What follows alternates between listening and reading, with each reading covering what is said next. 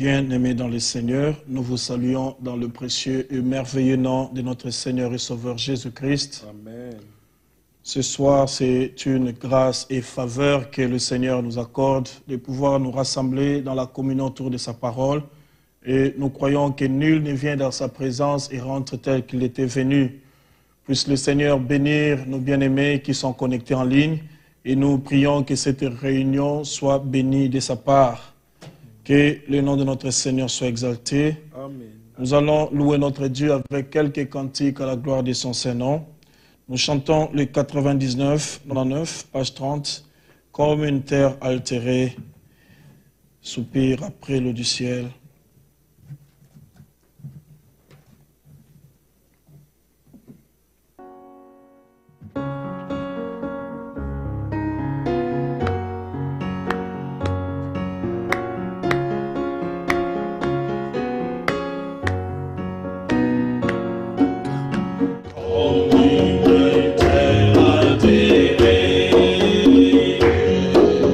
Soupir après l'eau du ciel.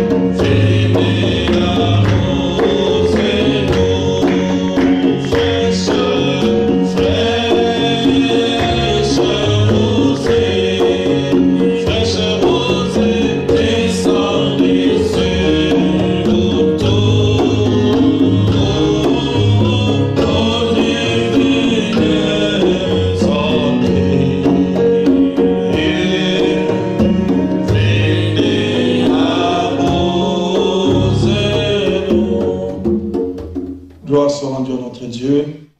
Nous allons prendre nos Bibles, lire une écriture et ensuite nous allons prier. Nous prenons nos Bibles dans Hébreux au chapitre 10, verset 35 jusqu'au verset 39.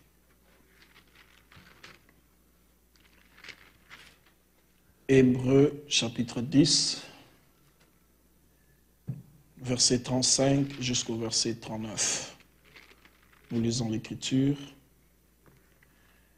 N'abandonnez donc pas votre assurance à laquelle est attachée une grande rémunération, car vous avez besoin de persévérance, afin qu'après avoir accompli la volonté de Dieu, vous obteniez ce qui vous est promis.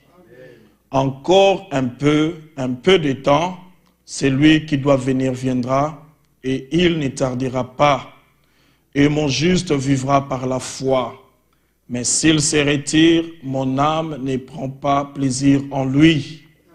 Nous ne sommes pas de ceux qui se retirent pour se perdre, mais de ceux qui ont la foi pour sauver leur âme. Gloire soit rendue à notre Dieu. Puisse le Seigneur bénir sa parole. Nous allons nous abandonner entre les mains de notre Seigneur et nous allons prier qu'il nous accorde des moments bénis où la parole sera annoncée. Prions tous. Puissant Dieu de miséricorde, à toi nous venons ce soir exalter ton Saint-Nom, te célébrer, toi qui es digne de louanges et d'adoration. Seigneur, merci pour la vie que tu nous as donnée en Jésus-Christ. Merci pour ton grand amour que tu as manifesté. Seigneur, notre Dieu, ce que nous sommes aujourd'hui, c'est par ta grâce. C'est vrai, Seigneur. Aujourd'hui, si nous pouvons prendre des oreilles, mais n'entendre pas. Mais voilà, tu nous as donné d'écouter comme écoutent les disciples. Nous voulons, grand Dieu, que tu puisses nous fortifier dans tes voies. Oh Dieu de miséricorde, sans toi, nous ne sommes rien, oh Dieu. Seigneur, la grâce de persévérer nous vient de toi. C'est par toi, Seigneur, que nous pouvons tenir, oh Dieu, jusqu'à présent. Malgré les faiblesses, malgré les manquements, nous voulons compter sur toi d'heure en heure. Oh, tel que nous sommes, nous venons à toi. Seigneur, grand Dieu, Seigneur, à qui d'autre irions-nous si ce n'est qu'auprès de toi? Toi, tu as les paroles de la vie éternelle. Soutiens-nous, ton peuple. Bénis-nous, rassemblés autour de ta parole. Bénis chaque frère, chaque sœur.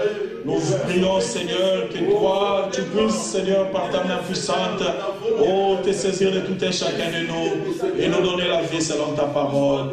Nous te prions, Seigneur, avec foi au nom de Jésus-Christ. Sois avec nous, fais-nous du bien, Seigneur. À toi la gloire, à toi la louange. Au nom de Jésus-Christ, notre Seigneur et Sauveur. Aide-nous, Seigneur, aide-nous, Père. Alléluia. Dieu notre Père, ce soir encore, nous te disons merci pour ton grand amour, ta bonté, ta fidélité. Tu nous rassembles ce soir afin de nous bénir au travers de ta parole. C'est pourquoi nous voulons nous disposer tout entier à toi. Toi qui nous connais mieux que nous-mêmes, Seigneur, donne-nous la parole qui convient pour notre préparation. Nous prions que tu puisses inspirer des paroles justes à ton serviteur, Seigneur, en sorte que tout ce qui est, Seigneur, désir dans les cœurs de tes enfants, Seigneur, tout ce qui est préoccupation puisse trouver la solution. À qui d'autre irions-nous si ce n'est pas toi? Tu as les paroles de la vie éternelle. Tu nous connais mieux que nous-mêmes, Seigneur. Tu sais de quoi nous sommes faits. Nous avons lu, Seigneur, la grâce nous a été faite de ne pas se retirer pour se perdre. Mais nous croyons que cette foi, cette persévérance nous vient de toi. C'est pourquoi nous te remercions pour ton œuvre dans la vie de tout un chacun de nous. Ce soir encore, nous voulons être tout entier à toi. Ce soir encore, nous voulons être consacrés à toi, Seigneur, pour le temps et pour l'éternité. Que tu puisses briser en nous tout ce qui s'oppose à ta volonté, mais comme étant réellement la parole de Dieu qui peut opérer de grandes choses au milieu de nous. Confirme ta parole, Seigneur, et agis en maître absolu. Nous le prions avec foi au nom de Jésus-Christ, notre Seigneur et notre Sauveur. Amen. Amen. Gloire soit rendue à notre Dieu. Nous rendons de multiples actions de grâce à notre Dieu pour cette occasion précieuse qu'il nous accorde de nous rassembler afin d'écouter sa sainte et précieuse parole. Nous prions que le Seigneur soit favorable à tout un chacun de nous, de loin comme de près, qu'il puisse se révéler à nous et qu'il puisse bénir nos âmes. Amen. Nous avons lu une précieuse écriture qui montre comment nous devons ne pas abandonner notre assurance, cette assurance joyeuse à laquelle est attachée une grande rémunération.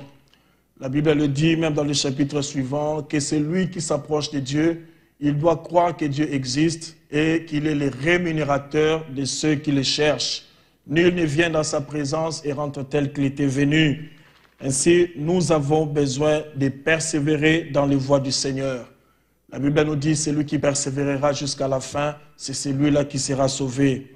Ainsi, nous prions que Dieu puisse nous communiquer cette force, car le vouloir et le faire nous viennent de lui. Ainsi, il est dit au verset 37, « Encore un peu de temps, celui qui doit venir viendra, et il ne tardera pas. Il est à la porte. » Nous avons des promesses de notre Seigneur.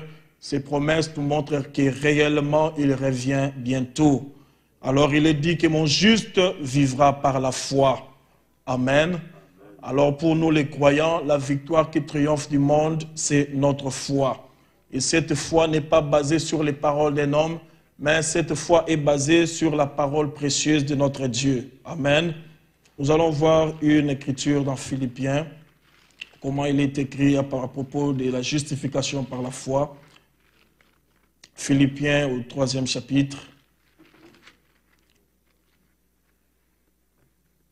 Et les reins, il connaît les besoins du cœur, mais nous prions qu'il puisse inspirer des paroles justes à son serviteur et que cela puisse accomplir l'œuvre de Dieu dans nos vies.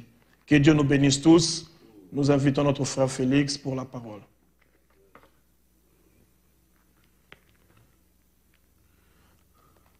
Nous allons chanter le grand jour s'est levé.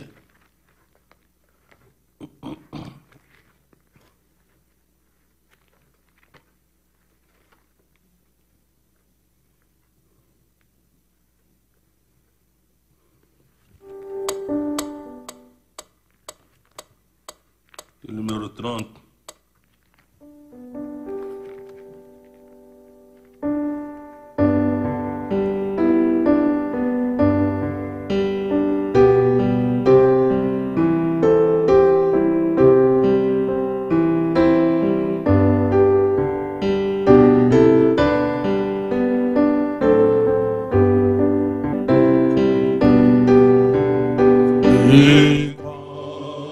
Jour s'est levé.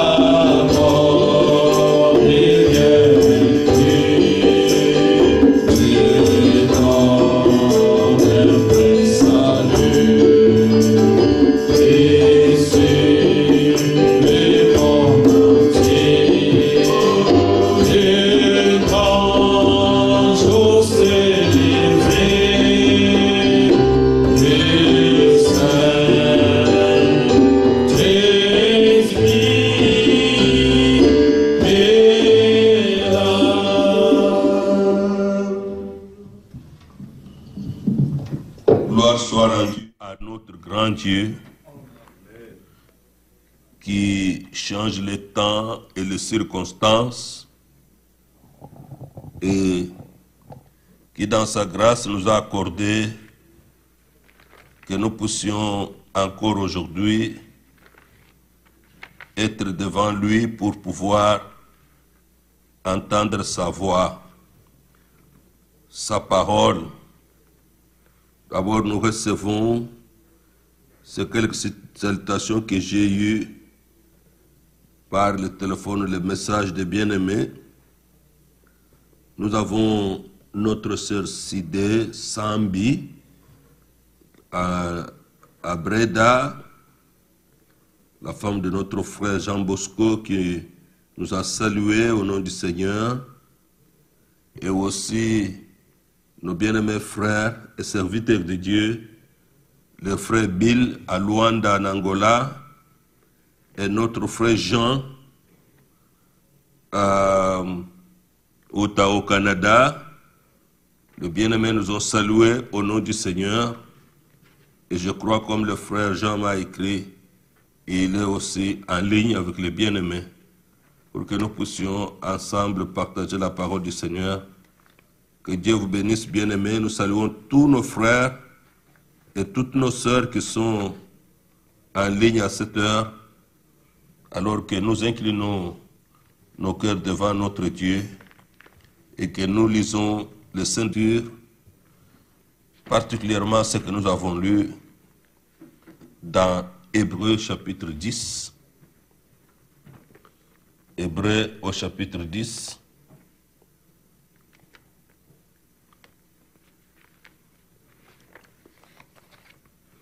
Hébreux chapitre 10, au verset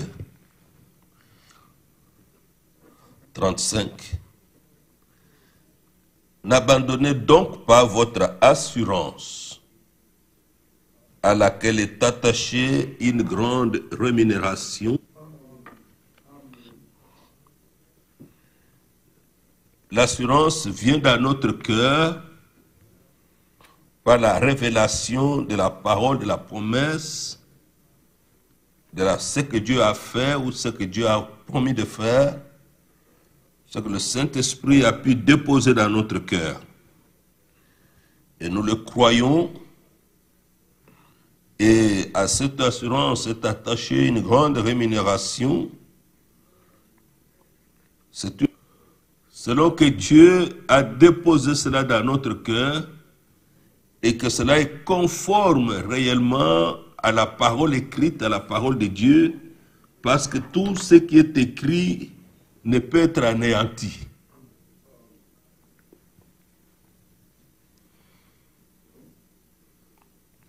Nous voyons que dans ce temps, réellement, il y en a qui, tous ces bien-aimés sont restés quelque part dans une chambre haute.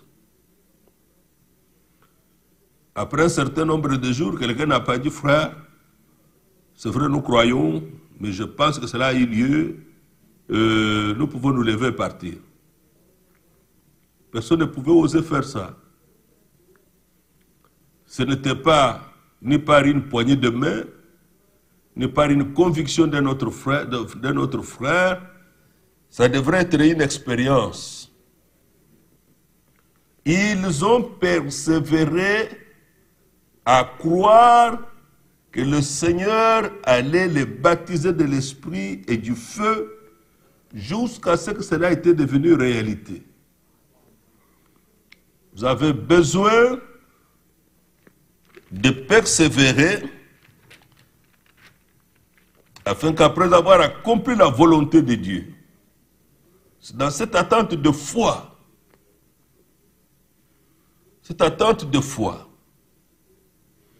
c'est comme ça qu'on regarde le chemin du Seigneur.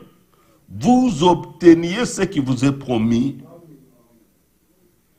encore un peu de temps, pas beaucoup. Maintenant, il y a plus de 2000 ans que ceci a été écrit. Ce temps est là. Nous ne savons plus dire un peu de temps, encore un peu de temps. Mais le temps est là. Celui qui doit venir viendra. et il ne tardera pas. Matthieu 24 dit, il est à la porte. Alors vient cette parole merveilleuse tirée d'Habakkuk chapitre 2 par Paul. Habakkuk chapitre 2 verset 4. Et mon juste vivra par la foi. Mais s'il se retire à ne plus croire, à ne plus prendre ce que Dieu dit,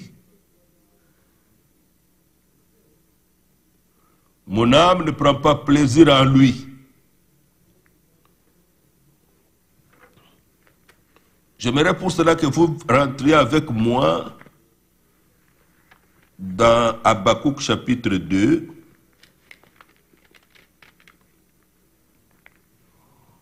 Au verset 4.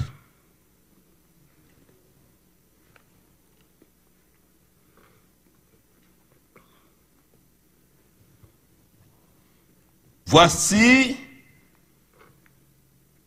son âme s'est enflée. Elle n'est pas droite en lui.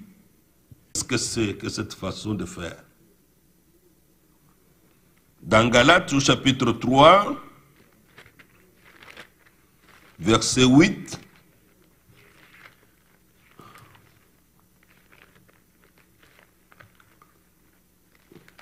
l'homme de Dieu est encore conduit à venir à ce passage et dit, Galates 3, allons directement au verset 11, verset 11 plutôt.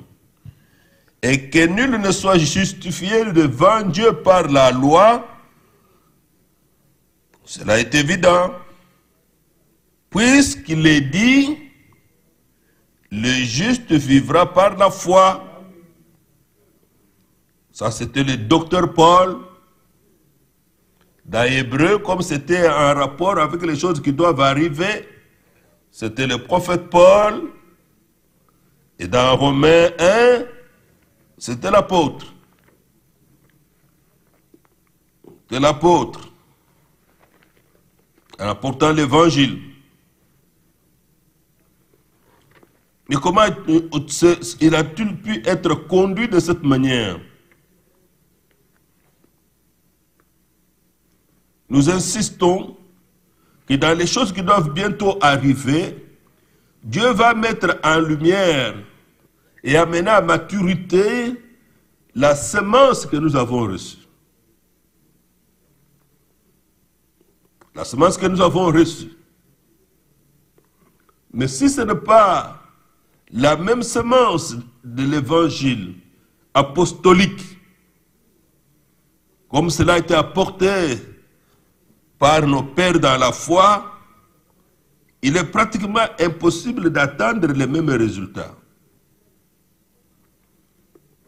Voilà pourquoi il est très important de prendre, et ceux qui écoutent et ceux qui prêchent, les instructions apostoliques qui sont apportées aujourd'hui dans la façon de croire et dans la façon d'exposer ces choses que notre Seigneur, notre Dieu nous a accordées. Nous avons avancé et nous sommes aujourd'hui, selon la prophétie biblique, dans l'âge de l'aigle, le temps de l'aigle qui est aussi le temps de la vue. Une vue perçante, claire, qui distingue, qui a de la précision, afin que l'assurance soit réellement déposée dans notre cœur. Nous sommes dans Apocalypse 4, juste pour vous faire voir cela. Apocalypse 4, à partir du verset 6, d'abord le Seigneur a appelé Jean, monte ici, au verset 1er, et je te ferai voir ce qui doit arriver dans la suite des temps, dans la suite. Il venait de voir, d'écrire les âges de l'Église à partir du chapitre 2 et chapitre 3. Et maintenant, il est pris pour voir les autres choses qui vont venir après. Nous lisons dans le verset 6, « Il y a encore devant le trône comme une mer de verre, semblable à du cristal. » Dans l'Ancien Testament, lorsque le tabernacle était dressé, devant le tabernacle était placée la cuve avec de l'eau. C'était l'eau de séparation. C'était aussi l'eau pour laver le sacrifice avant de le présenter au Seigneur. Nous venons à cette eau, comme il est écrit dans Éphésiens 5, que nous devons être lavés par l'eau de la parole, être séparés de nos propres pensées, être séparés de nos propres souillures. Nous avons ici une parole très sérieuse. Au milieu du trône, deuxième partie, au haut du trône, il y a 4 êtres vivants, remplis d'yeux devant et derrière. Le premier être vivant est semblable à un lion. Le second être vivant est semblable à un veau. Le troisième être vivant a la face d'un homme. Et le quatrième être vivant est semblable à un aigle qui vole.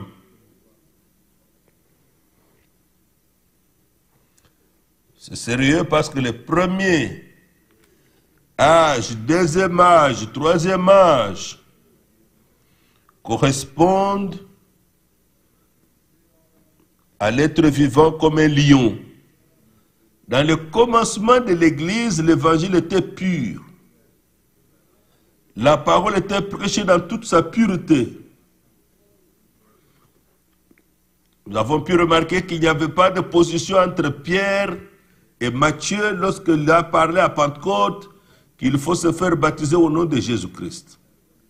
Matthieu avait écrit au nom du Père, du Fils et du Saint-Esprit. La révélation reçue par l'un et l'autre les avait mis tous d'accord pour comprendre que le nom de Jésus-Christ appartient au Père, au Fils et au Saint-Esprit. Parce qu'il n'y a pas 3 personnes en Dieu. Il n'y en a pas. Ce sont 3 manifestations du même Dieu qui a un seul nom. C'est le Seigneur Jésus-Christ. Le 4e âge de l'Église, quand l'Église a commencé à sombrer maintenant, c'est l'âge du veau. Il devait supporter maintenant les mauvais traitements. Il devait supporter les moqueries. Même dans cet âge, nous supportons aussi les moqueries. Supportons les moqueries parmi ceux qui savent que nous croyons la parole de Dieu. Nous sommes reconnaissants que Dieu, par sa puissance, ait rétabli notre frère Dadi, qui était sérieusement malade. Quelque chose de puissant est arrivé dimanche. Le Seigneur l'a guéri jusqu'à ce jour. Remercions aussi notre Dieu. Notre sœur Christelle est allée se faire tester. Elle a été trouvée négative. Que Dieu bénisse ce couple. C'était une grande épreuve pour eux, dans laquelle nous les avons accompagnés par nos prières. Nous avons tenu à être dans la présence de Dieu et le Seigneur a exaucé et leurs prières et nos prières. Dieu a exaucé leur foi et notre frère, comme la sœur m'appelait, me disait, il mange, il est bien. Mais cela n'a pas manqué de mettre l'ennemi en colère. Parce qu'il dit, mais comment ils croient, ils ont attrapé une maladie comme ça?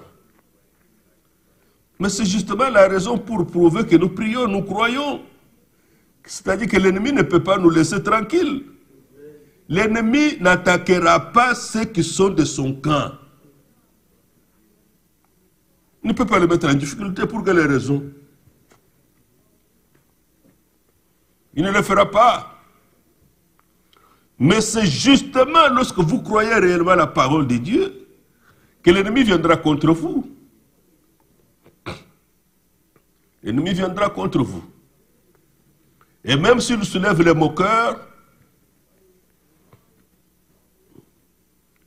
ah non, le frère Didier et sa femme, ils ont attrapé le corona, ils ne veulent pas aller à l'hôpital pour se faire soigner. Ce n'est pas possible. Dieu a gardé nos bien-aimés. Le vent de la grippe est passé, mais Dieu les a relevés. Ils vaguent à leur travail sans problème. Notre frère Samy a été relevé. Il vague à son travail. Que Dieu le bénisse rien. Nous sommes reconnaissants à Dieu qui prend soin. Au moins nous faisons les expériences de la guérison. Au moins nous faisons les expériences que la parole de Dieu est vraie. Voilà. Job était un véritable croyant. Est-ce que ceux qui parlent ainsi peuvent demander à Job, comme toi qui étais croyant, honnête et tout ça, Dieu a même rendu témoignage sur lui, un homme intègre, sans craignant Dieu, fuyant le mal, mais il a eu une maladie grave. Pendant que nous savons que parmi certains qui se moquent, quand ils sont malades, ils se cachent, ils ne veulent pas en parler. Nous ne nous moquons pas de ceux qui sont malades, nous prions pour eux. Qu'ils viennent à l'église ou pas, qu'ils croient ou qu'ils ne croient pas, nous prions, oh Dieu, aide-les. Quand nous en apprenons, quand nous savons qu'il y a une situation qui a atteint tel ou tel, nous prions. Nous le faisons. Sans même qu'eux-mêmes nous le demandent. Parce que nous savons que Dieu fait lever son soleil sur les bons et sur les méchants, qu'il fait pleuvoir sur les justes et les injustes, et nous ne pouvons jamais nous mettre là pour nous moquer de qui que ce soit. Que notre Dieu soit remercié pour ses bienfaits. Mais remarquez que là, le 5e âge de l'Église et le 6e âge de l'Église correspondent à l'être vivant à la face d'un homme. Ça représentait la sagesse que Dieu allait utiliser ces hommes pour déjouer les pièges du Satan dans le temps où l'évangile était jeté par terre, où il n'y avait pas la justification par la foi, où il fallait pratiquer des choses antibibliques comme les indulgences pour pouvoir avoir une certaine assurance du salut qui ne vient jamais. Parce que s'ils avaient dans l'Église catholique l'assurance du salut, il n'y aura pas une invention du purgatoire pour quelqu'un qui a respecté tous leurs sacrements. Tout, baptême, jusqu'à première communion, confirmation, jusqu'à même le dernier sacrement qui est l'onction d'huile pour eux, mais finalement, il n'est toujours pas allé au repos. Il doit encore souffrir un peu dans le purgatoire. Et sur la terre, on doit encore prier pour que Dieu le fasse sortir de là pour l'amener. Et cela, ils n'ont jamais eu l'assurance qu'il est quand même parti. Et vous voyez, on s'en va comme ça de ce monde sans aucune assurance. Mais Paul savait où il allait. Il savait où il allait. Le Seigneur a assuré le bandit à la croix. Aujourd'hui, tu seras avec moi au paradis. Cet homme, il n'y a pas longtemps, il était bandit, traité comme bandit. Quel est le temps il a été au purgatoire et quel est le temps on a prié pour lui pour qu'il puisse quitter là-bas et aller au paradis? Le Seigneur lui a dit, aujourd'hui même, sans purgatoire, sans quoi que ce soit, tu seras par la foi justifié devant Dieu. Quand il a prononcé les paroles de foi, il a dit, Seigneur, souviens-toi de moi quand tu viendras dans ta gloire. Il a justifié le Seigneur à son ami. Il a dit, lui n'a rien fait. Pour nous, c'est justice. Il regarde le Seigneur et lui dit, mais souviens-toi de moi quand tu viendras dans ta gloire. Cet homme est passé du pécheur condamné au juste sauvé pardonné et Dieu a tout oublié. Nous devons posséder cette assurance. Alors vous voyez, Luther, à cette époque on ne lisait pas la Bible. C'était interdit. Et Luther a pu prendre la Bible pour lire. Et il est arrivé par la révélation, Dieu l'a visité pour comprendre que la justice de Dieu, être pardonné par Dieu et Dieu oublie, c'est quand tu crois en Jésus-Christ. Quand tu tournes ton cœur vers Jésus-Christ, tu crois sans rien faire de plus. Dieu te justifie. Le Rédempteur nous a justifiés. Le 7e âge de l'Église correspond à un aigle qui vole. C'est pourquoi c'est l'âge de l'aigle, l'âge de la vue perçante, la vue pour distinguer ce qui est faux de ce qui est vrai, quelle est la bonne semence et qu'est-ce qui n'est pas la semence. Comment la bonne semence est semée, afin que s'accomplisse ce qui est écrit dans Joël 2, et mon peuple ne sera plus jamais dans la confusion. Et mon peuple ne sera plus jamais, jamais dans la confusion. Il n'y a plus de confusion possible. Nous avons des choses claires dans la Bible, dans la parole de Dieu. Et ensuite, l'âge de l'aigle montre que comme l'aigle ne mange pas des choses tuées par une autre personne, l'aigle ne mange que ce qu'il a tué lui-même. Mais les corbeaux, les charognards, ceux qui mangent les choses pourries, les bêtes qu'on a tuées ou écrasées par le véhicule, ou quelqu'un d'autre a tué mais il n'a pas su attraper cette bête, quand il va commencer à sentir, les corbeaux viennent là. Là où vous voyez en brousse beaucoup de corbeaux, il doit y avoir un cadavre. Mais l'aigle ne viendra jamais là-bas. Comme aussi la colombe ne viendra jamais là-bas. La colombe ne mange pas des choses pourries. L'aigle aussi ne mange pas des choses pourries tuées par quelqu'un d'autre. Parce que lui, il boit le sang frais. Prenons Job. J'espère que je vais trouver cela.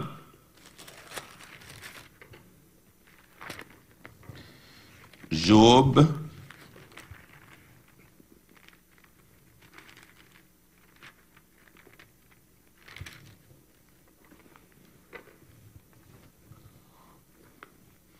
Job 39, verset 30.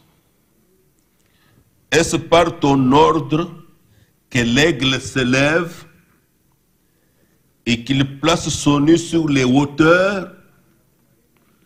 Là où l'aigle va, aucun autre oiseau ne peut y arriver. La hauteur dans laquelle il monte, aucun autre oiseau ne peut y arriver. Si une poule essaye de monter jusqu'à cet endroit, elle devient aveugle, elle ne voit plus. Mais plus l'aigle est plus haut, plus il voit très bien. C'est dans les rochers qu'il habite, verset 31, que l'aigle a sa demeure. Sur la cime des rochers, sur le sommet des monts. Verset 32, de là, des sommets des montagnes là-bas. De là, il épie sa proie, il plonge au loin les regards. Vous pouvez aller sur Internet, allez dans YouTube, mettez ça, l'aigle, vous verrez des scènes merveilleuses concernant l'aigle qu'on a filmé.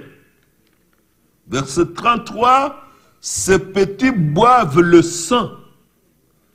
Ce n'est pas du sang coagulé. Non, c'est du sang frais. D'un lapin qu'on vient de tuer, par exemple, d'une petite bête que l'aigle a tuée, j'ai vu l'aigle prendre le petit d'une chèvre, une petite, chevrette qui était déjà assez grande. Il a pris ça, il a pris cet animal. Il est assez fort avec ses ailes. Ces petits boivent le sang. Et là où sont les cadavres, l'aigle se trouve. Là où il y a le corps, il a tué. Et il donne du sang frais à ses enfants. C'est l'âge dans lequel nous nous trouvons. C'est la période du temps de l'Église où nous nous trouvons. Après beaucoup de confusions théologiques. Après beaucoup de confusions dénominationnelles. Nous devons remercier Dieu qui, selon sa miséricorde, il a envoyé un messager prophète pour notre temps. Selon Malachie 4, je vous enverrai Élie le prophète. C'est lui seul qui pouvait voir bien, réellement très loin dans le passé. Il pouvait voir l'évangile apostolique qui devrait être aujourd'hui entre nos mains. Il fallait une vision d'aigle pour ça. Et nous remercions Dieu.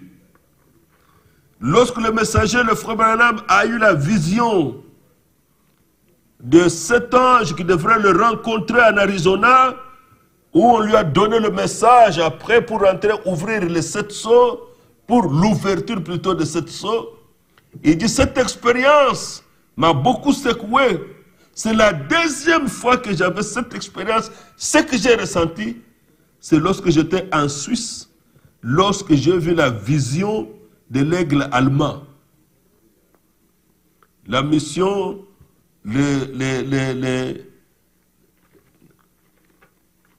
dans le Seigneur, la commission qui remplit notre frère Franck aujourd'hui, qui parcourait l'Afrique. C'est merveilleux. Il dit, ce que j'avais senti cette époque-là, c'est exactement la même chose que j'ai senti quand j'ai eu la vision de cet ange. C'était un événement important dans l'avancement de l'œuvre de Dieu. Mais il a bien dit l'aigle allemand.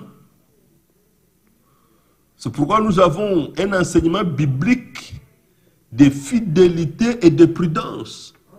Selon Matthieu 24, 45, quel est ce serviteur fidèle et prudent que le Seigneur a établi sur ses serviteurs pour leur donner la nourriture au temps convenable. Au temps convenable. Aucun de nous ne peut oser prêcher comme le frère Branham. Il était un prophète majeur pour notre âge. Et c'est par lui que le Seigneur notre Dieu nous a donné les matériaux, tout ce que nous pouvons prendre nous pour chacun pour son propre ministère. Pour son propre ministère. Mais il fallait qu'il y ait des enseignants selon Dieu. Il fallait qu'il y ait des pasteurs selon Dieu. Il fallait qu'il y ait des évangélistes selon Dieu.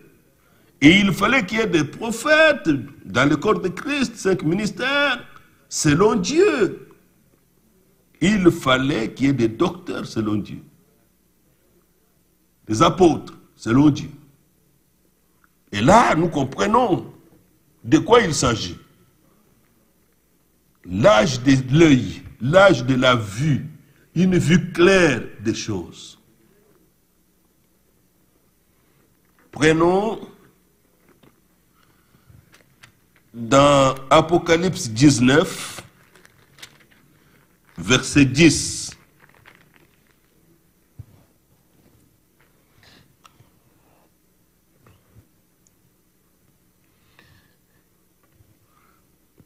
Commençons à 9. Nous reviendrons à la foi qui nous est demandée, par laquelle nous sommes justifiés. Apocalypse 19. Et l'ange me dit, verset 9, écrit, heureux ceux qui sont appelés au festin des noces de l'agneau. Et il me dit, ces paroles sont les véritables paroles de Dieu.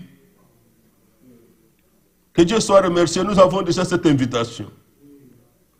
nous y avons cru. Et nous savons que cet événement aura lieu, pas sur la terre, pas dans les airs, mais dans la Jérusalem céleste. Nous serons assis à la même table avec ceux de l'Ancien Testament et tous les vrais croyants de l'Ancien et du Nouveau Testament. Tous. Verset 10. Et je tombais à ses pieds pour l'adorer. Adorer l'ange. Mais il me dit, garde-toi de le faire.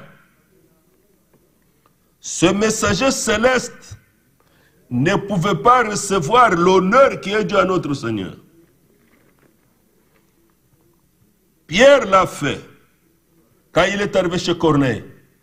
Corneille est venu se prosterner pour lui. Il a dit non, non, non, non, lève-toi, je suis un homme comme toi. Je suis comme toi. Mais aujourd'hui, les soi-disant remplaçants de Pierre ne refusent pas. Quand les gens se prosternent devant lui, Paul a fait la même chose dans Actes des Apôtres. Lorsque quelque part après que Dieu se soit manifesté dans la puissance de la résurrection, les gens ont demandé, ont pris des sacrifices de bœufs pour offrir à Paul et à Barnabas. Il a dit non, non, non, non, non, non, non, non, nous sommes des hommes. Ça, c'est à Dieu seul que vous pouvez faire ça. Aujourd'hui, aucun homme de Dieu véritable, établi par le Seigneur, ne peut accepter la gloire personnelle. C'est un des signes pour connaître ceux qui sèment la bonne semence. Ils sèment la semence dans l'amour, selon Ephésiens chapitre 4, et ils sèment la semence, même s'il y a les résurrections de morts, il y a des grandes guérisons, ils la sèment dans un grand respect au Seigneur lui-même, sans attirer la gloire à leur propre personne. Ça c'est vrai. Jean voulait tomber, la révélation était très grande. Il tomba à ses pieds pour l'adorer, mais celui-là le dit, l'ange lui dit, lève-toi, garde-toi de le faire, je suis ton compagnon de service et celui de tes frères, je suis compagnon de service pour toi et aussi de tes frères qui ont le témoignage de Jésus. Suivez la chose, adore Dieu. Lorsqu'il faut se prosterner, nous devons nous prosterner devant Dieu. Car le témoignage de Jésus est l'esprit de la prophétie. Et l'esprit de la prophétie. L'esprit de la prophétie est celui qui nous conduit à reconnaître les Écritures qui s'accomplissent et qui sont nécessaires dans notre temps.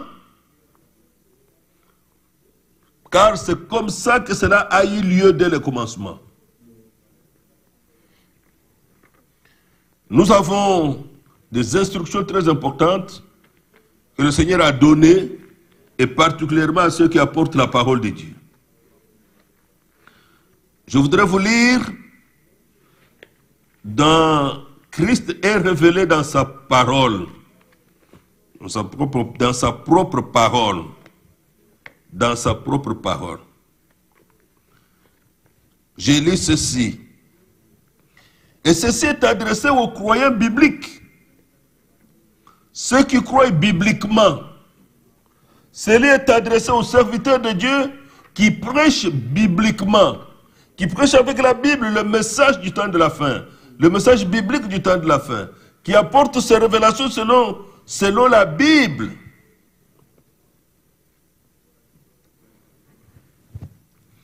Il dit Paul, c'est le Saint-Esprit qui a montré cela à son serviteur.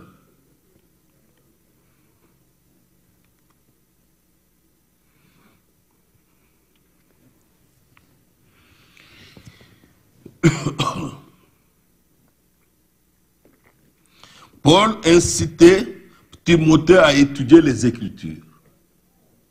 Et du temps de Paul et de Timothée, ils ne possédaient pas encore le Nouveau Testament. Ils n'avaient que l'Ancien Testament. Étudie-les, partage justement la parole de Dieu qui est vérité. Nous lirons cela dans Timothée tout à l'heure. Dans l'Écriture, il y a 3 impératifs. Nous avons dit que nous veillons à la qualité de la semence que nous recevons. Comment il faut la porter si nous voulons avoir les mêmes résultats et avoir la même moisson que nous voyons dans l'église primitive, où les gens étaient pleins d'amour entre eux, où les gens, malgré leur nombre, la Bible dit qu'ils n'étaient qu'un cœur et qu'une âme. C'est quelque chose de glorieux que Dieu avait réalisé. Dans l'Écriture, il y a 3 impératifs.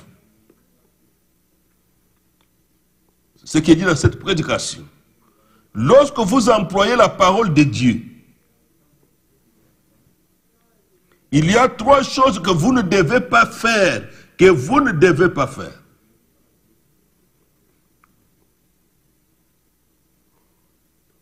Étudions maintenant cela pendant les 10 prochaines minutes. Il y a 3 choses que vous ne devez pas faire. Et partout où vous vous trouvez,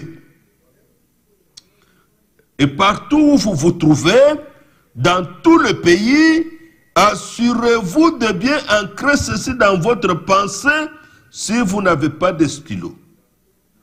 Il fallait noter ça. Nous nous posons la question.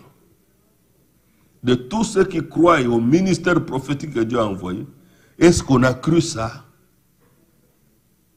Si aujourd'hui on ne peut plus enseigner avec la Bible, si aujourd'hui on ne peut plus enseigner avec les Saintes Écritures, du début à la fin, et qu'on met simplement ensemble des citations de prophètes pour donner l'enseignement, comment on peut arriver à respecter ceci? Allons de l'avant. Vous ne devez pas faire ces choses. Nous vous disons constamment ce que vous devez faire, mais maintenant, je vais vous dire ce que vous ne devez pas faire. Ce que vous ne devez pas faire. Vous ne devez pas mal interpréter la parole. Lorsque vous possédez la Bible entre vos mains, vous ne devez pas mal l'interpréter. M'interpréter la parole de Dieu. Vous dites, eh bien, je crois qu'il veut dire ceci. D'autres aussi disent, moi je pense qu'il voulait dire. Ou à mon avis, il voulait dire. Bon, je suppose qu'il voulait dire. Non, non, non, non, non. Ce langage-là, nous ne l'avons plus.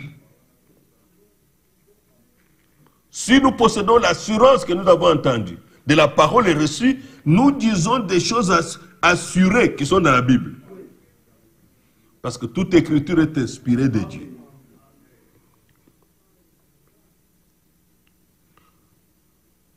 Elle ne veut rien dire d'autre que ce qu'elle dit. Elle n'a pas besoin d'interprète. Elle n'a pas besoin d'interprète. Première chose, vous ne devez pas mal interpréter la parole. Alors pour cela, lisons dans l'Écriture 2 Pierre chapitre 1er. 2 Pierre chapitre 1er. À partir du verset 19. Et nous tenons, 2 Pierre chapitre 1er verset 19, et nous tenons pour d'autant plus certaine. Plus la parole est certaine, plus nous avons une assurance bénie, joyeuse dans notre cœur. C'est comme ça qu'elle est la parole de Dieu. Et nous tenons d'autant plus certaine la parole prophétique. Tout ce qu'ont dit les prophètes dans la Bible, c'est certain. C'est sûr.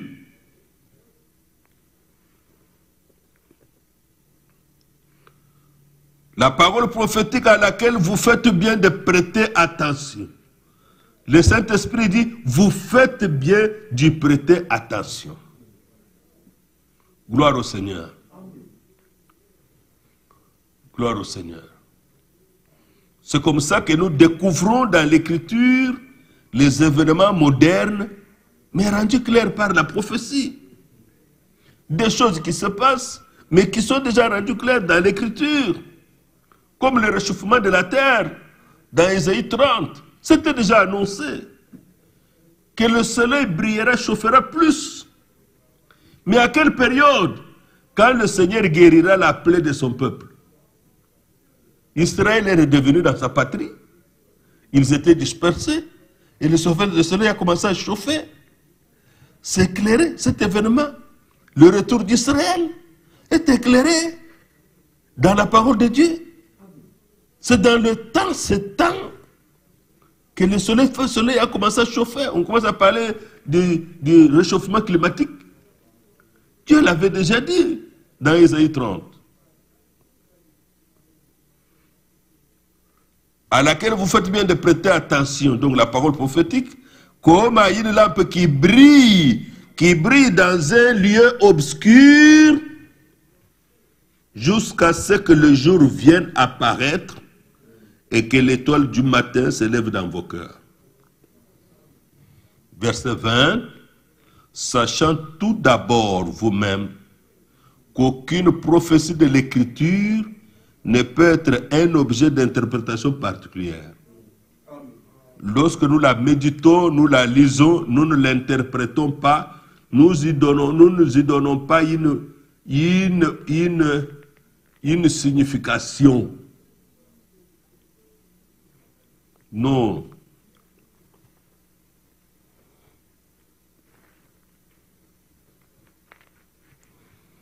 C'est merveilleux. La prophétie biblique, ce qu'a dit Ésaïe, Jérémie, même Moïse, tous les prophètes, ne doit pas être une interprétation par l'homme. Dire à quelqu'un, comment toi tu vois ça? Pas comment il voit. Comment lui Dieu voit ce qu'il a dit? Alors la révélation de cela ne vient que de Dieu lui-même. Donc la parole ne peut pas être l'objet d'une interprétation particulière.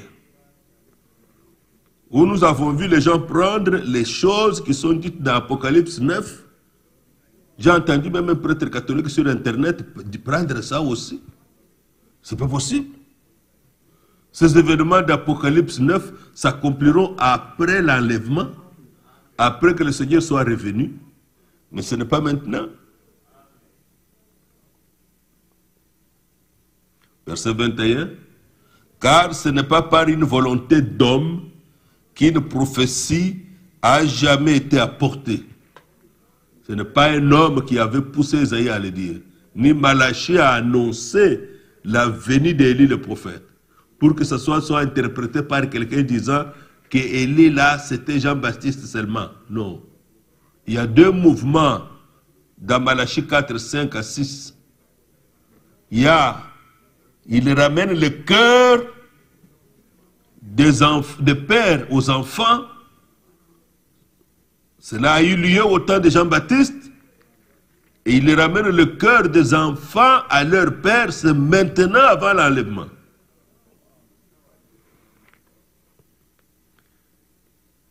Mais c'est poussé par le Saint-Esprit, la deuxième partie du verset, que des hommes ont parlé de la part de Dieu. Ça vient de l'Esprit, ça ne peut pas être interprété par l'homme. Voilà ce qui nous est dit ici.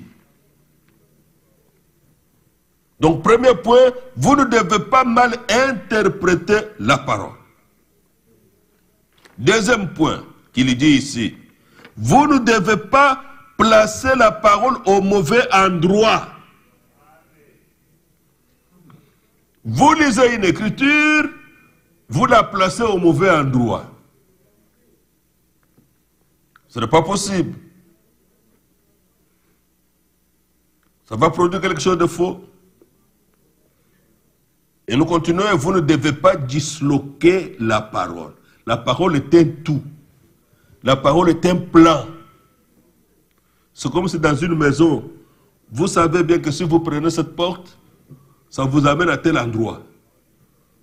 Ça peut vous amener dans une chambre, ça peut vous amener au couloir, ça peut vous amener dans la salle de bain, ça peut vous amener à la cuisine, et ça peut vous faire sortir dehors. C'est un tout.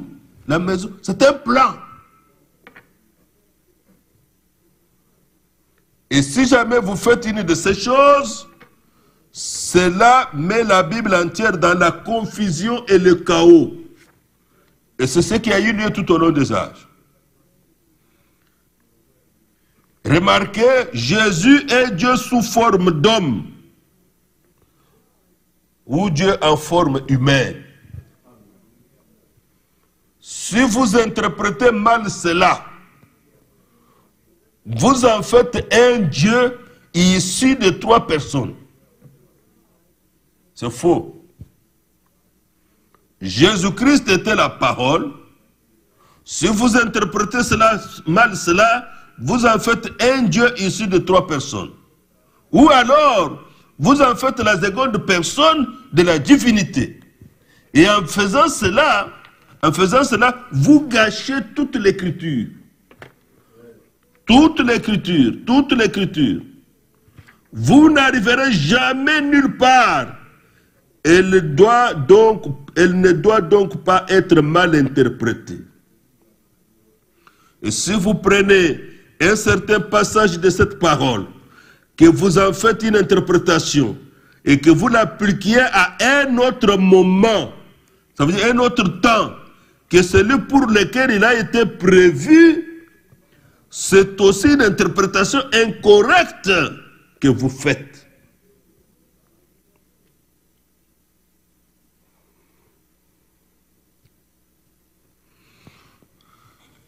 Que Dieu soit loué. Allons un peu plus loin. 2 Timothée. Regardez un exemple. 2 Timothée, chapitre 2.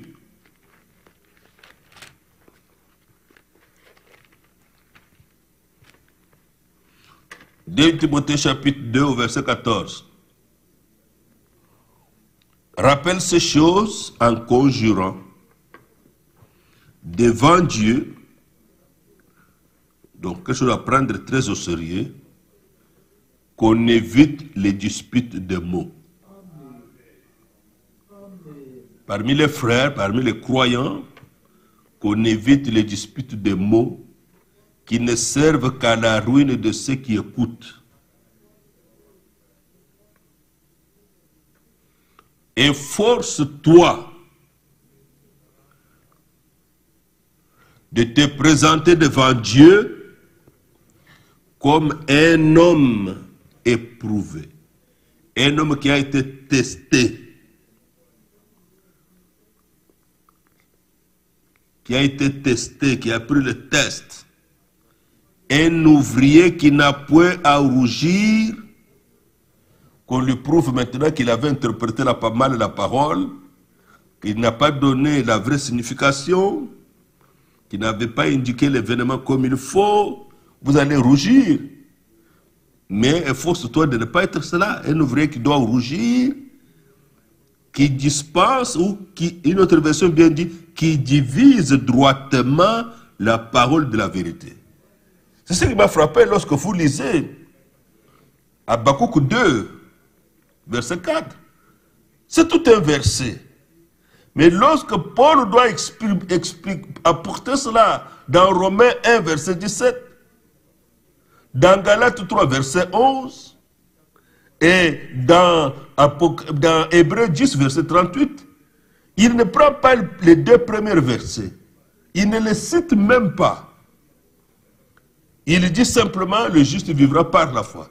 C'est ça l'écriture qui s'accomplissait. C'est ça la parole qui s'accomplissait. Il ne l'a pas mal placée, il l'a prise vraiment comme il fallait la prendre, et il l'a présentée pour que ça produise un effet.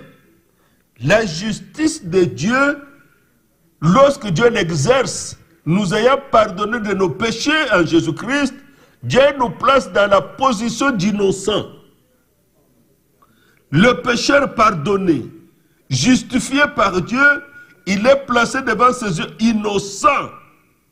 C'est alors qu'il possède l'assurance de pouvoir prier Dieu avec un cœur qui ne lui reproche rien. Pour non seulement Dieu a pardonné, mais Dieu a même oublié tout ce qu'il a fait. Parce qu'il s'est repenti. Il est venu au sang de Golgotha. Il est venu devant Dieu au nom de Jésus-Christ, se reposant totalement sur la faveur que Dieu nous a accordée, la grâce qu'il nous a accordée dans le sang de Golgotha. Voilà pourquoi ici, c'est très important pour nous de diviser droitement la parole. L'Esprit de Dieu a conduit Paul à ne prendre que la troisième phrase du verset 4 d'Habakkuk 2, le juste vivra par la foi. Et c'est ce que l'ange dit à Jean, je suis ton compagnon de service et de ceux de tes frères qui ont le témoignage de Jésus, et lui-même nous donne dans cette commission qu'il accomplissait la signification, et le témoignage de Jésus, c'est l'esprit de la prophétie. C'est ce qui manque dans beaucoup qui parlent, qui prennent ce message prophétique et qui ont amené beaucoup de confusion, alors qu'on ne devrait plus avoir de confusion. Ici, il est écrit, le verset 15, je le relis, efforce-toi de te présenter devant Dieu comme un homme éprouvé, un ouvrier qui n'a point à rougir, qui divise droitement ou dispense droitement la parole de la vérité.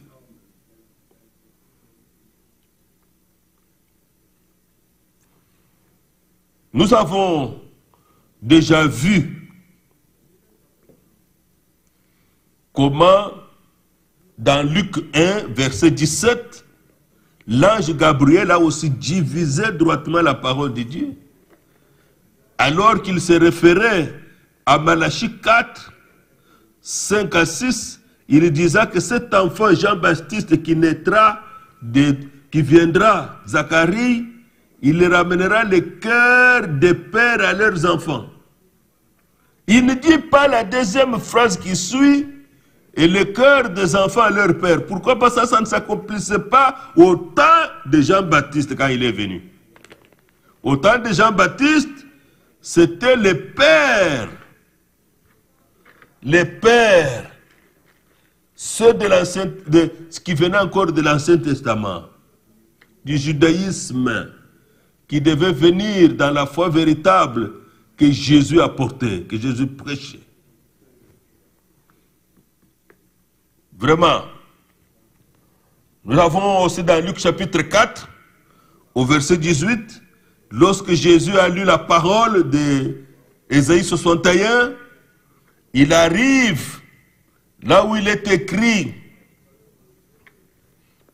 un rapport pour annoncer l'année de grâce et un jour de vengeance. Dans un même verset, il s'arrête au milieu. Il s'arrête au milieu et il ne lit pas, lecture seulement. Dans la lecture seulement, il ne lit pas l'autre partie et un jour de vengeance de notre Dieu. Il s'arrête là-bas. Il s'arrête simplement pour publier une année de grâce du Seigneur. Virgule, mais il s'arrête là. Il dit cette écriture que vous venez d'entendre est accomplie. C'est ça, diviser droitement la parole. Si l'on veut avoir les mêmes résultats. Quand Pierre se lève pour la première fois pour prier, pour prêcher à Pentecôte, lui aussi s'arrête au milieu du verset. Lorsqu'il dit, et quiconque invoquera le nom du Seigneur sera sauvé, il ne lit pas et le salut sera sur la montagne de Sion, il ne dit pas ça. il s'arrête au milieu du verset. Nous comprenons par là, acte 2, verset 21, nous comprenons par là, si vous comparez avec Ésaïe 61, que réellement, il faut à tout avec Joël 2, que réellement, il faut que l'esprit de la prophétie repose sur ceux qui apportent la parole de Dieu pour nous donner ce dont nous avons besoin maintenant pour notre préparation et pour des expériences bibliques avec notre Dieu. Voilà pourquoi nous ne devons pas disloquer la parole de Dieu. Nous ne devons pas nous en débarrasser. Non. Parce que la parole de Dieu, c'est un plan dont toutes les parties sont liées ensemble. Aujourd'hui, par exemple, vous ne pouvez pas séparer la proclamation du salut avec la guérison. À Golgotha, ces choses ont eu lieu le même jour. Lorsqu'il a été frappé, lorsqu'il a été flagellé, il a été blessé, le sang est sorti. Le sang qui a coulé lorsqu'il a été crucifié a été le prix de notre rachat, a été le prix de notre rédemption, le prix de notre salut. Nous avons été rachetés par le sang précieux de Christ, 1 Pierre 1, verset 18. Mais dans ces mêmes meurtrissures, nous avons été guéris.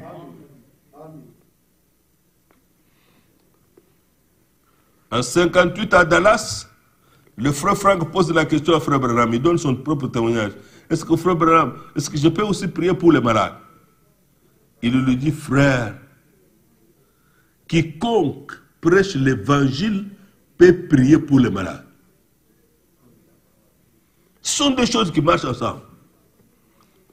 On ne peut pas prêcher l'évangile sans annoncer le secours de Dieu. Voir seulement les choses spirituellement, non. Comme aussi on ne peut pas prêcher l'évangile, ne voir seulement que le côté matériel et le côté bénédiction, non. La chose qu'il est venu accomplir premièrement était le salut. Passer de la mort à la vie, être séparé du péché, quitter la puissance de Satan. Et alors Dieu prend soin de vous. Alors Dieu prend soin de vous. On ne peut pas séparer ces choses. Regardez dans 2 Timothée ce qui est arrivé. Verset 16. Évite les discours vains et profanes. Ça, c'est ce que Dieu doit faire maintenant en nous. Les discours vains et profanes. On parle beaucoup de choses inutiles, de choses qui n'ont rien à voir avec l'évangile, beaucoup de choses qui se passent. Car ceux qui les tiennent avanceront toujours plus dans l'impiété et leur parole rongera comme la gangrène. Maintenant, avec l'avancée technologique, nous en profitons. C'est pour, aujourd'hui, nous pouvons communier au travers de l'Internet, écouter la parole même de très loin. C'est merveilleux. Mais si avec le même Internet, nous écoutons tous les propos politiques et tout ce qu'on raconte, toutes ces choses qui se contredisent et tout le reste, vous allez entrer dans les sentiments de tous ces gens-là et vous allez tomber dans l'impiété. Vous allez tomber dans l'impiété. Ici, il est écrit, et leur parole rongera comme la gangrène, ça vous détruira. De ce nombre sont Hyménée et Philette, 2 frères, dans l'église primitive, qui se sont détournés de la vérité, disant que la résurrection est déjà arrivée. C'est quoi ça? Ils n'ont pas mal placé l'événement, ils n'ont pas bien placé plutôt l'événement, ils ont mal placé l'événement. Que la résurrection a déjà eu lieu, est déjà arrivée, et qui renverse la foi de quelques-uns. Il en est de même de ceux qui disent que l'enlèvement a déjà eu lieu, que Jésus-Christ est déjà revenu. Alors que quand nous lisons les Écritures, au retour du Seigneur, il y a plusieurs événements qui sont liés à cela, qui ne se sont pas accomplis, que nous ne voyons pas leur accomplissement. c'est lui qui tient un tel discours ou une telle prédication. Il y a mon frère, j'ai vu au ce moment envoyer cette prédication d'un frère du message qui prêche que la tombe du frère Branham a une importance plus grande que la tombe de Jésus. Et il demande aux gens de dire Amen. Et il y a des gens qui se tiennent debout qui disent Amen. Et que les incrédules ne comprennent rien. Mais et la tombe de Jésus? Et la tombe de frère Branham ne nous apporte rien au salut? Rien du tout.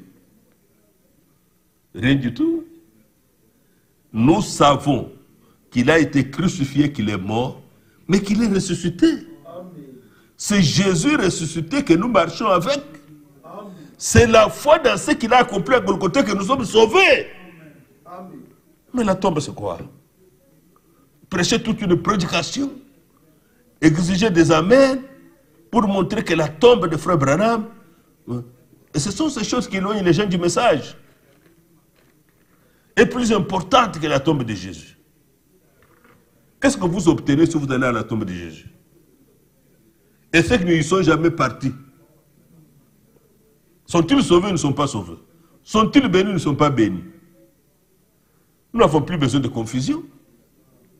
On n'en a pas besoin. Il nous a été promis que lorsqu'il y aura la restauration de toutes choses, lorsque le Seigneur va commencer à va restaurer la parole, il n'y aura plus de confusion parmi son peuple. Dans Joël chapitre 2.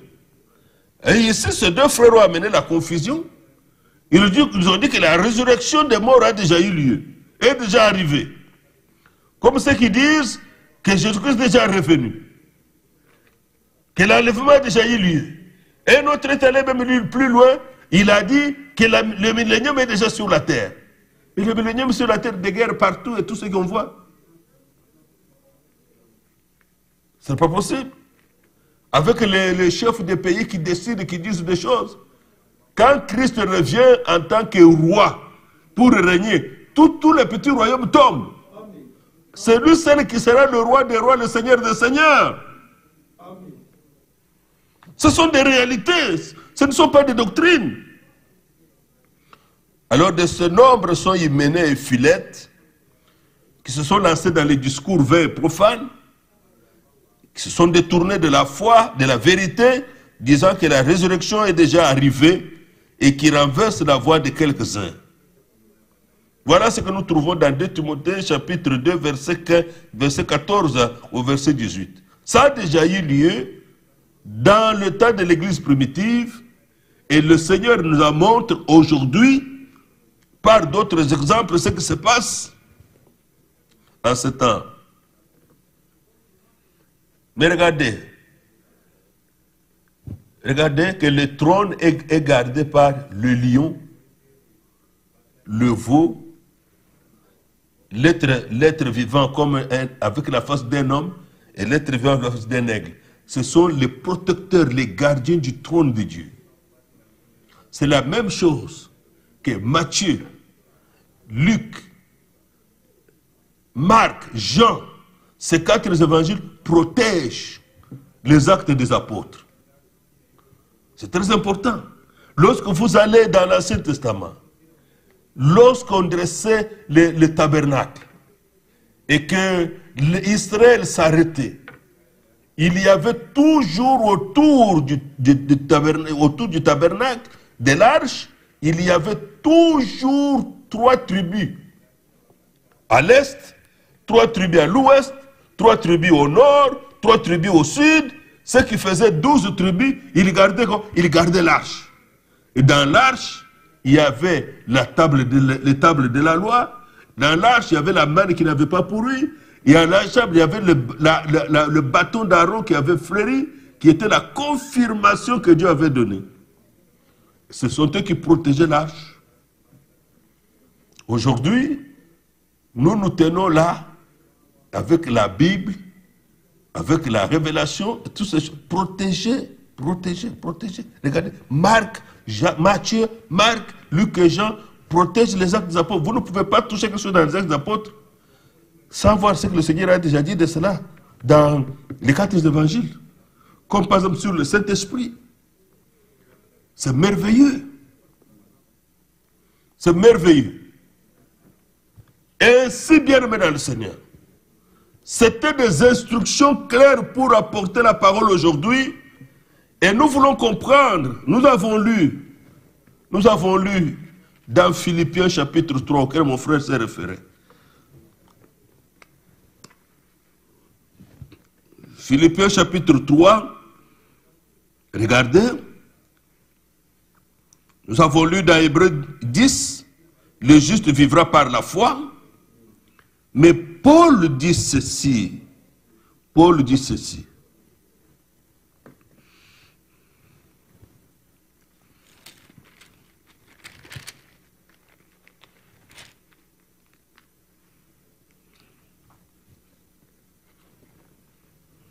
Verset 9, chapitre 3. Et d'être trouvé en lui, non avec ma justice, celle qui provient de la loi, là où on se justifie soi-même, la justice de la loi, mais avec celle qui s'obtient par la foi en Christ, la justice qui vient de Dieu par la foi.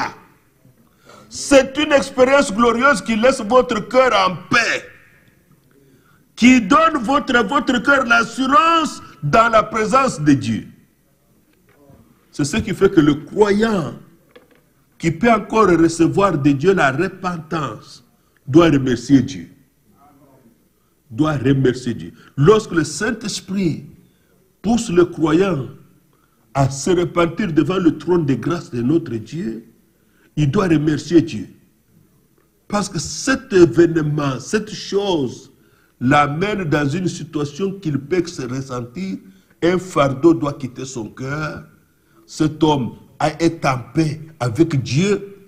Cet homme est en paix avec soi-même.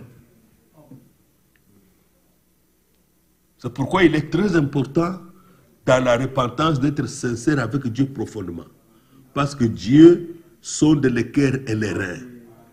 Et la chose n'est même pas encore dans notre bouche. Il le sait déjà. Il sait déjà ce que tu vas dire. Alors, à quoi ça sert de le tromper? À quoi ça sert de prendre, d'esquiver les choses? C'est pourquoi, lorsque nous expérimentons cette chose, les gens ne voient pas l'importance, parce qu'ils ne voient pas que ça, lorsque votre cœur vous condamne, vous n'avez pas l'assurance devant Dieu. 1 Jean chapitre 5. Bon, terminons d'abord ici. Parce que dans le verset 8, et même je regarde toutes ces choses comme une perte. Et très souvent dans les dénominations, lorsqu'on parle de ces choses, on parle des diplômes, et ceci, cela. Non, pour les choses dont il parle, c'était des choses religieuses. La position qu'il possédait. Commençons au verset 54, vous allez voir. Moi aussi, cependant, j'aurai sujet de mettre ma confiance en la chair. Au verset 4. Si quelque autre croit plutôt, quelque autre croit pouvoir se confier en la chair, je le puis bien davantage, moi, circoncis le 8e jour. C'était religieux, c'était les pratiques qu'ils avaient. C'est ce qui était exigé dans la loi. Circoncis le 8e jour, de la race d'Israël, de la tribu de Benjamin, hébreu né d'hébreu, quant à la loi pharisien, quant aux zèles persécuteurs de l'Église, irréprochable à l'égard de la justice de la loi. C'est à cela. Oh, moi je suis catholique, oh, moi je suis presbytérien, et moi je suis de l'Église de Réveil, et moi je suis branhamiste. Toute cette histoire, ça n'a rien à voir devant Dieu. Ça n'a rien, aucune valeur, ça n'a aucune valeur. Mais Paul dit, mais ces choses qui étaient pour moi des gains, un vrai juste pur, je les ai regardés comme une perte à cause de Christ. Voilà pourquoi nous ne nous glorifions ni de notre Église, ni de nos prédicateurs, ni de qui que ce soit. Nous nous glorifions d'avoir connu Jésus-Christ. Que veulent celui qui veut se glorifier, qu'il se glorifie de me connaître et de savoir que je suis l'Éternel. Voilà ce de quoi nous pouvons nous glorifier. Pas d'autre chose. Oh, moi je prêche bien. Oui, moi je parle un peu. Et moi je combats les fausses doctrines. Et moi ceci, c'est toutes ces histoires-là, non.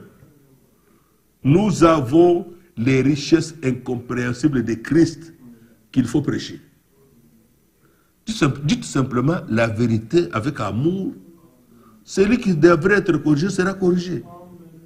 Celui qui sera ramené devra être ramené. Le Seigneur connaît chacun. Celui qui écoute là-bas ou l'autre côté, on ne sait pas quel est le problème qu'il possède. Nous prêchons simplement avec amour, avec patience, la vérité. Mais là où Dieu travaille, il fait un grand travail. C'est ça.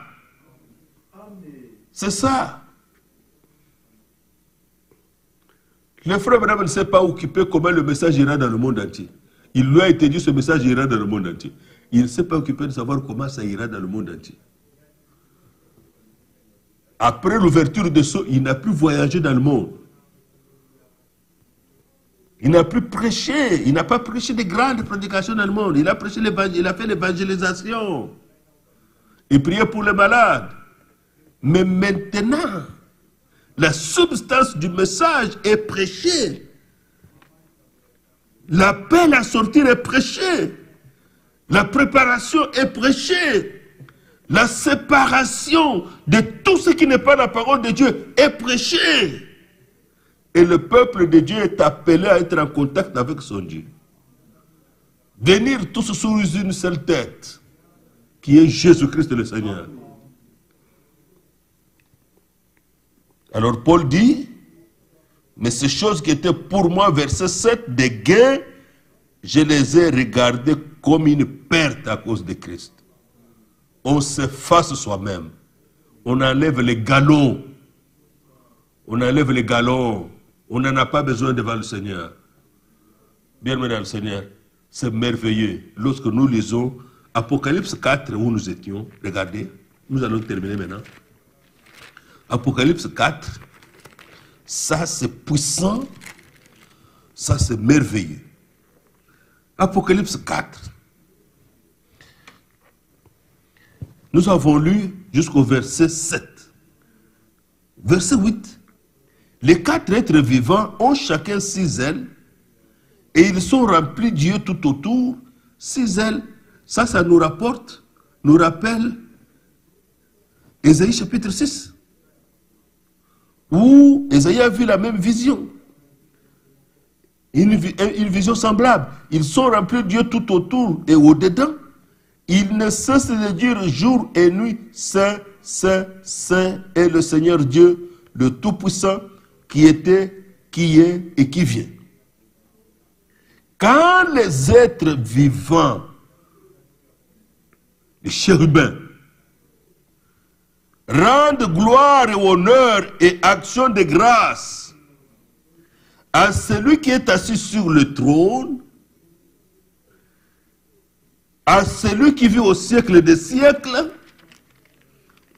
et les prophètes, et l'apôtre Jean n'ont jamais vu 3 trônes sur lesquels il y avait le Père, le Fils et le Saint-Esprit. Non. Au verset 2, vous verrez, il est écrit, aussitôt je fus ravi en esprit, et voici il y avait un trône dans le ciel, et sur ce trône, quelqu'un était assis. Dans une autre version d'Arbi, il dit, un était assis. Un était assis. Un seul était assis. Nous vous disons qu'il n'y a qu'un seul Dieu, le Tout-Puissant, le vivant. C'est lui qui a pris le corps de la chair en Jésus-Christ pour nous racheter. Celui qui a vu Jésus a vu le Père. Jésus a dit ça, celui qui m'a vu a vu le Père. Regardez ici, les êtres vivants rendaient gloire et honneur et action de grâce à celui qui est assis sur le trône, à celui qui vit au siècle des siècles. Les 24 vieillards, tout à la fin, à la consommation des temps, les 24 vieillards ce sont les 12 patriarches de l'Ancien Testament qui représentent tout le peuple d'Israël, tous les croyants d'Israël, et les 12 apôtres qui sont les patriarches pour l'Église du Nouveau Testament que nous sommes. Tous, dans l'adoration, regardez, les êtres vivants glorifient, les êtres célestes glorifient, les 24 veillards qui étaient déjà couronnés déjà. Nous sommes déjà couronnés à ce moment ici. Qu'est-ce qu'ils font? Se prosternent devant celui qui est assis sur le trône. Ils se lèvent avec un grand respect pour celui qui est assis sur le trône et ils adorent celui qui vit au siècle des siècles.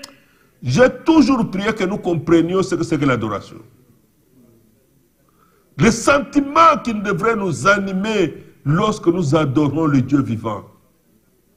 Nous devrions nous sentir petits. Nous devrions nous sentir rien pour lui laisser seul et recevoir toute la gloire et toute l'honneur. C'est dans un plus grand respect qu'ils se lèvent, ils se prosternent, devant lui ils adorent et ils jettent leur couronne devant le trône. Il dit, c'est toi qui mérites ça, pas nous. Pas nous, c'est toi qui mérites ça. Ils lui disent, tu es digne, notre Seigneur et notre Dieu, de recevoir la gloire et l'honneur et la puissance, car tu as créé toutes choses, et c'est par ta volonté qu'elles existent et qu'elles ont été créées. Ils jettent leur couronne. Nous ne méritons même pas ça. C'est toi qui dois recevoir la gloire. C'est toi qui en es digne. Si nous pouvons, et dans nos maisons, que ce soit dans notre culte personnel, quand nous prions nous-mêmes, ou dans nos cultes d'ensemble, nous oublier, enlever les galons, revenir à la simplicité. Il y en a un qui mérite toutes nos couronnes, tout honneur qu'on peut avoir. On ne peut pas en avoir. C'est ici que ça montre que lorsque nous adorons, nous sommes placés au même niveau que les êtres célestes, que les anges. Et regardez au chapitre 5, verset 11. Je regardais et j'ai entendu la voix de beaucoup d'anges autour du trône. Toujours le même trône. Beaucoup d'anges autour du trône. Et des êtres vivants et des vieillards. Vous voyez ça? Des vieillards, des 24 vieillards. Tous les vrais croyants de l'Ancien Testament et tous les vrais croyants du Nouveau Testament, tous ensemble. J'ai entendu la voix de beaucoup d'anges autour du trône, la voix des êtres vivants et la voix des vieillards. C'est dans l'adoration que nous sommes au même niveau. Nous sommes au même niveau. Et leur nombre était des myriades et des myriades et des milliers et des milliers. Ils disaient tous d'une voix forte. Ils disaient d'une voix forte. Tous disaient ça. L'agneau qui a été immolé est digne de recevoir la puissance, la richesse, la sagesse, la force, l'honneur, la gloire et la louange. Et toutes les créatures qui sont dans le ciel, sur la terre, sous la terre et sur la mer, et tous ceux qui s'y trouvent, je les entendis qui disaient, à celui qui est assis sur le trône, à l'agneau, et à l'agneau soit la gloire, et soit la louange, l'honneur, la gloire, et la force au siècle des siècles. Et les 4 êtres vivants disaient Amen. Et les vieillards se prosternèrent et adorèrent. Vous voyez cette atmosphère? Qui peut se lever ici et dire, moi je suis grand, moi je suis Abraham, c'est moi qui ai fait ceci. Tout l'honneur lui revient à lui seul. Toute la gloire lui revient à lui seul. S'il guérit, que son nom soit loué. S'il sauve, que son nom soit loué. S'il protège, que son nom soit loué. Et d'ailleurs ici, nous pensons à tous nos bien-aimés qui sont vraiment exposés au front pour soigner les malades, pour aider ceux qui souffrent. Nos sœurs, que ce soit en Europe, que ce soit ici, nous pensons à vous, connus et inconnus. Nous avons ici notre sœur Mamie, notre sœur Nancy, Gita, notre sœur Hélène. Nous en avons tant d'autres. Nous avons notre sœur Viviane. Nous avons notre sœur Cynthia en France. Nous avons notre sœur Aimée Cambilo, notre sœur Béatrice, ma fille, tant d'autres. Notre sœur Lydia en France. Tous ceux-là, connus et inconnus, que la grâce de Dieu les garde comme un bouclier. Amen. Mais nous prions que Dieu nous garde. Lorsque Dieu le fait, nous le glorifions. Amen. Lorsque Dieu nous secourt, nous le glorifions. Amen. Nous l'adorons. Et nous aimerions le faire maintenant dans nos prières. Nous le remercions de tout cœur.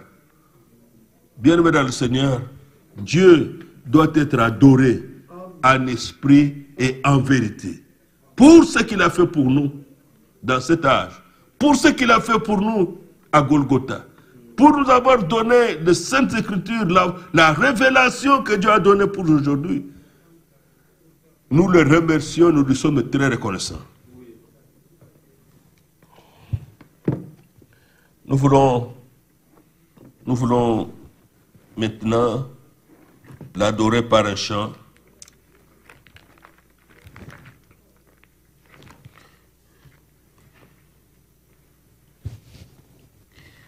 Nous voulons chanter à celui qui nous a lavés. Amen.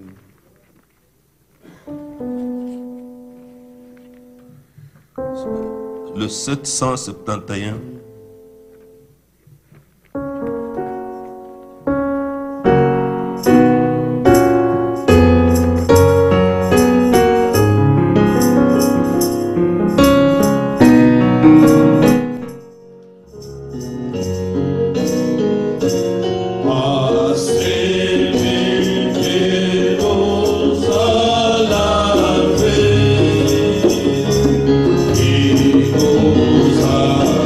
Nous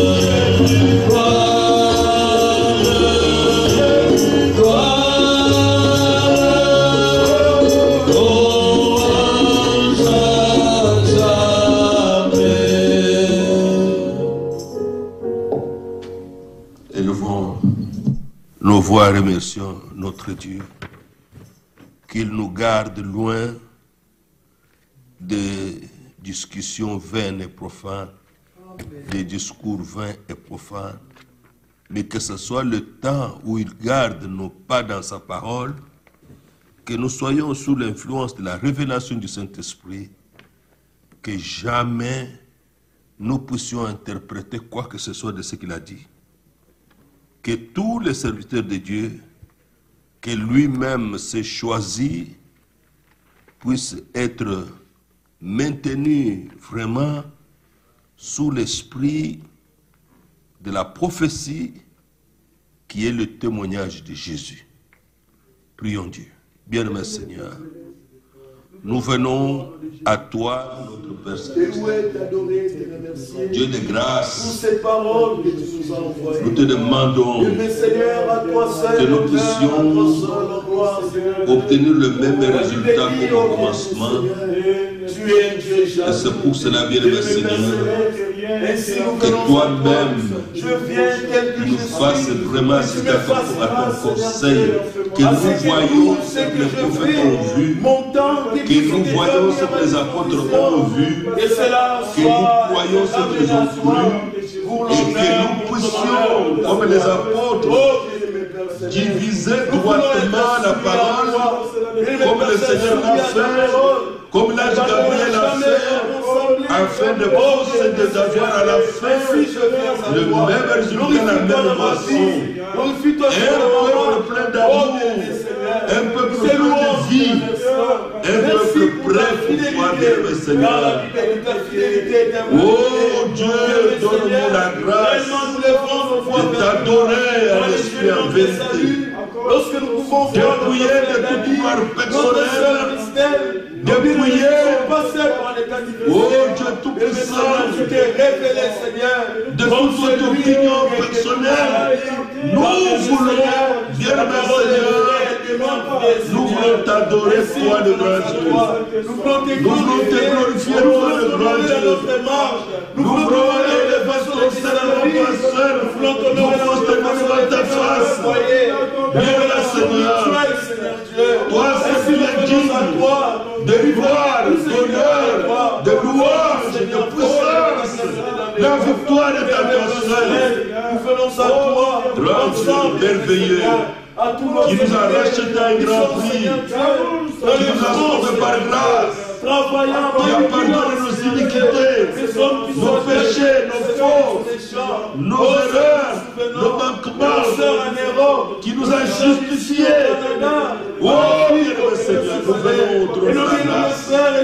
Oh, Dieu, que tu es avec ta main, que tu nous gardes dans ta parole bénie, dans les saintes écritures, sans les interpréter, les diffuser droitement, sans les déplacer, sans les disloquer.